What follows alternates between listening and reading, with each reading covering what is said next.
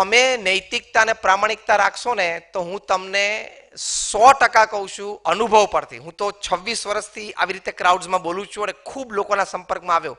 દુનિયાના 30 દેશોમાં 200થી પણ વધારે ટાઉન્સ એન્ડ સિટીઝમાં હું ગયો છું.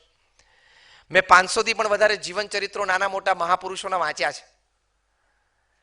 100% તમને અનુભવ પરથી કહું છું, તમે નૈતિકતા પ્રામાણિકતા અને ખાનદાની નહીં ચૂકો ને, મોટો ધંધો તમારા ચરણોમાં આવીને એમનેમ પડશે. તમે શ્રદ્ધા રાખજો. It has to come. આવવું જ પડે ને.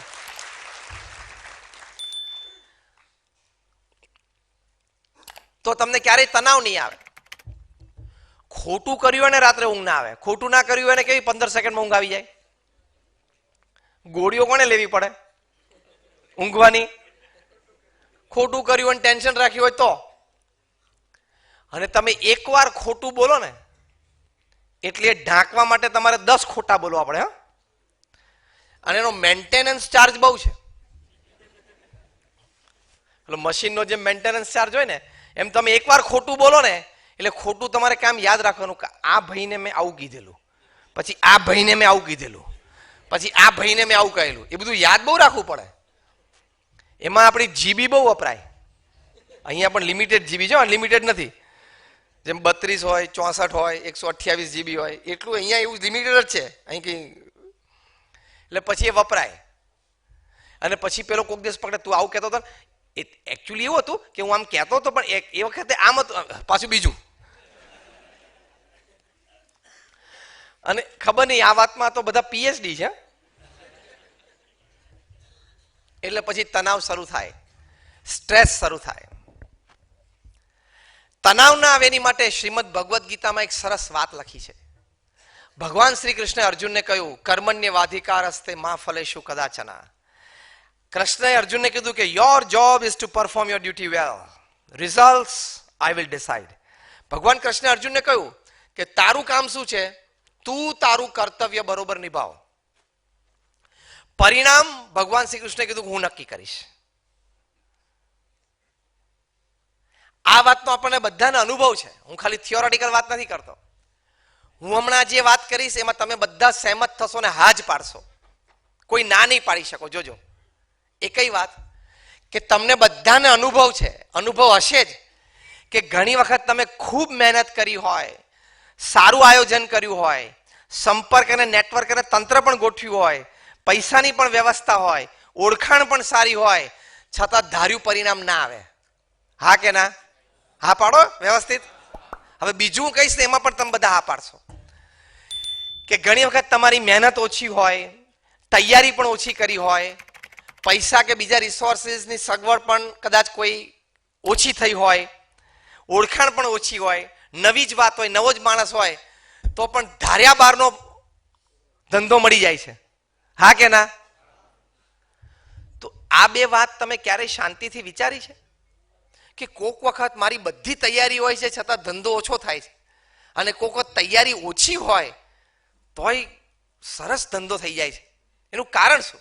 તેનું કારણ આ શ્રીમદ ભગવદ્ ગીતામાં ભગવાન કૃષ્ણે અર્જુનને કહ્યું એમ કે પરિણામ હું નક્કી કરીશ. તારું કર્તવ્ય છે તારે તારું કામ કર્યા જવાનું નૈતિકતા અને પ્રામાણિકતાથી. પરિણામ હું નક્કી કરીશ. કારણ કે if there are 10 factors affecting the success, જો બીજા 10 ફેક્ટર એવા હોય કે જે તમારી સિદ્ધિ નક્કી કરે, તો બીજા 10 ફેક્ટર્સ એવા છે કે જે તમારું ફેલિયર નક્કી કરે છે, જે તમારા કંટ્રોલમાં નથી. હમણાં ગવર્મેન્ટની એક પોલિસી બદલાઈ જાય, કંઈક નેગેટિવિટી ધારો કે આવી જાય, તો મિલિયન મોલ બંધ થઈ જાય, બધાના યુનિટ બંધ થઈ જાય. પછી તમારે પ્રતિનિધિત્વ કરવું પડે, કેવું પડે, અને પછી જે કંઈ આગળ વિધિ થાય એવું થાય નહીં. પણ આ તો પોલિસી છે ને, કંઈક થયું તો આ બાજુ થઈ જાય, અને કોક પોલિસી એવી આવી જાય કે માર્કેટ ઓપન કરી નાખે તો તમે બધા 2 વર્ષમાં બધા કરોડપતિ થઈ જાઓ. હવે એ પોલિસીનો કંટ્રોલ તમારા હાથમાં છે. આ તો મેં એક દ્રષ્ટાંત આપ્યું. આવી ઘણી બધી વાતો છે. માટે તણાવ ના આવે, સ્ટ્રેસ ના આવે એની માટે આ વાત સમજજો કે હું મારો પુરુષાર્થ કરી લઈશ. પરિણામની અપેક્ષા નહીં રાખવાની. પરિણામ નક્કી કરવાનું. આ વર્ષે મારું ટર્નઓવર 2 કરોડનું છે ને, મારે 2.5 કરોડે તો પહોંચવું જ છે. એ તો નક્કી કરવાનું. તો જ તમને સવારે 6 વાગે તાકાત આવશે, નહીં તો તાકાત નહીં આવે. To define a goal, is a human duty. એક ગોલ તો નક્કી કરવો પડે.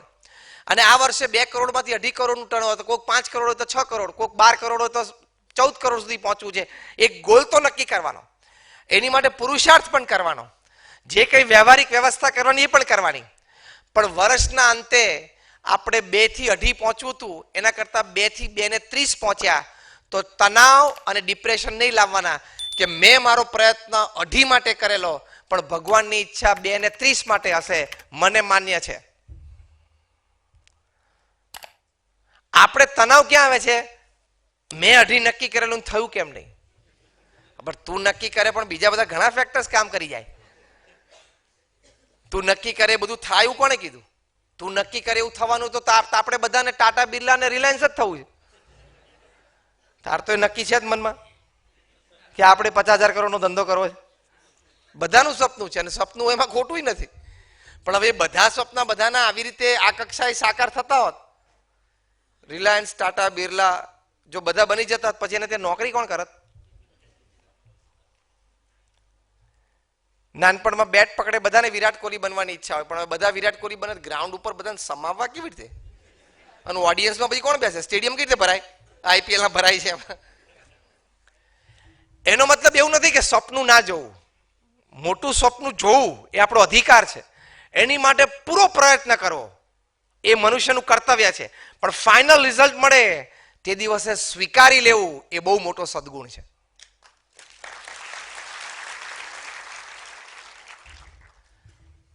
કહેવાનું પોતાની જાતને મારું એક સપનું હતું, પુરુષાર્થ પણ મેં કરી લીધો, પણ ચલો ભગવાનની ઈચ્છા આટલી હશે. આ વર્ષે હવે 2.30 આવ્યો ને હવે આવતા વર્ષે આપણે 2.75 નક્કી કરીને પાછું સવારે 6 વાગે ઉઠીને પુરુષાર્થ ચાલુ. 2.5 કરવા હતા પણ 2.30 ઊભું રહ્યું તો પાછું આવતી વખતે 2.75 કરાય. અને 2.75 થયું ઘણું 2.90 પહોંચી જાય તો પછી આપણે જરા 3.25 નું લગાવવું. એમાં ક્યાં ના છે? પ્રગતિ કરવી એ તો મનુષ્યનું કર્તવ્ય છે. પણ શીખવાડવાનું તમને એ છે કે ટેન્શન ને સ્ટ્રેસ ના આવે. લોકો આપઘાત સુધી પહોંચી જાય છે. તમારી ઇન્ડસ્ટ્રીમાં પણ તમે જોતા હશો, થતું તો હશે જ. ટેન્શનમાં આવી જાય, રાતો રાત એને અબજોપતિ ને કરોડપતિ બનવું એટલે મોટું દેવ કરી નાખે, વ્યાજે પૈસા લઈ આવે, 3% ને 4% વ્યાજે લઈ આવે, પછી ધંધામાં નાખે, પછી સરખું આવે નહીં, પછી બધા દરવાજા બંધ થયેલા જોવે એટલે ગોળી લઈ લે. એ મરે અને 10 ને ડૂબાડે છે કે નહીં? એ ડૂબે અને 10 ને ડૂબાડી દે. એટલે મેં જે પહેલી વાત કરી તેને યાદ રાખજો, સક્સેસ ઇઝ નોટ ઓવરનાઇટ. રાતોરાત કોઈ કરોડપતિ બનતું જ નથી, બાકી તો કેટલાય બની ગયા હોય. એટલે પ્રામાણિક પુરુષાર્થ કરીને એક એક ડગલું ધીમે ધીમે આગળ જવાનું. તો તમારી સિક્યોરિટી રહે, તમારા પત્ની સંતાનો એટલે કે તમારો પરિવાર, તમારા ઘરે વડીલ મા બાપ હોય એની સિક્યોરિટી રહે. કારણ કે કંઈક એવું તમે મોટું સ્ટેપ ભરી લો અને પછી એમાંથી મોટો પ્રશ્ન ઉભો થાય અને આપઘાત સુધી તમે પહોંચી જાઓ, પછી પરિવારને કેટલા પ્રશ્નો? કારણ કે તમે એકલા જ ઘરમાં પરિવારમાં કમાતા આખા પરિવારને નભાવતા હતા. પછી તમારા પત્ની અને સંતાનો, તમારા પત્નીને સંતાનો મોટા કરવા, ઉછેરવા, ભણાવવા અને સેટલ કરવા કેટલી ઉપાધિ હોય છે એની પાછળ. ત્યાં તો ઠીક ગોળી લઈ લીધી, તારે નિરાશ થઈ ગઈ, પણ પાછળ તારો પરિવાર, તારા માતા પિતા, એ બધાને કેટલા બધા પ્રશ્નો થાય. એટલે કોઈ એવું કરવાની જરૂર નથી. કોઈએ 3-4% એ વ્યાજે લઈને પૈસા, 3-4% એ વ્યાજે લઈને ધંધો કરે ને એના જેવો પૃથ્વી ઉપર કોઈ મૂર્ખ માણસ નહીં. વ્યાજનું ચક્કર કોઈનું પૂરું થયું નથી અને થશે નહીં. આ વાક્ય હું પ્રમુખ સ્વામી મહારાજનું બોલું છું. છે કે નહીં અનુભવ તમને લોકોને? કદાચ તમને સીધો અનુભવ ના હોય તો તમારા કોઈ મિત્રનો કોઈ અથવા કોઈ જાણતા હશો એવાનો હશે. વ્યાજનું ચક્કર કોઈનું પૂરું થયું છે? ભાગ્યે કોક નીકળી ગયો હોય બહાર, બાકી ના નીકળે. ભાગ્યે જ કોક નીકળી ગયો હોય, બાકી 3-4% લીધો એમાંથી બહાર નીકળવું એ શક્ય જ નથી. 3-4% એટલે 36% થયા. ત્રીજે વર્ષે ડબલ જાય ક્યાં? મરી જાય એમને. એટલે એ તણાવ ન આવે એની માટે ધીરી પ્રગતિ ઉપર હંમેશા ધ્યાન રાખવું. ધીમે ધીમે આગળ વધવું. 50 લાખનું હોય તો 75 લાખનો ટાર્ગેટ બનાવીને ચાલુ. મેં કહ્યું એમ 2 કરોડનો ટર્નઓવર હોય તો 2.5 કરોડનો ટાર્ગેટ બનાવીને ચાલુ. પણ 2 કરોડ થયા ને હવે તો લગભગ આપણું ગોઠવાઈ ગયું છે અને બોસ આપણે કોન્ટેક્ટ ઘણા બધા થઈ ગયા છે. બોસ નહીં, નોકર થઈ જઈશ. 2 માંથી 10 કરોડ સીધું પહોંચાય નહીં, કોક વાર લકી શોટ કંઈક વાગી ગયો તો ઠીક છે. એટલે ભગવાન શ્રી કૃષ્ણ આપણને આ સિદ્ધાંત સમજાવ્યો છે, હંમેશા યાદ રાખજો.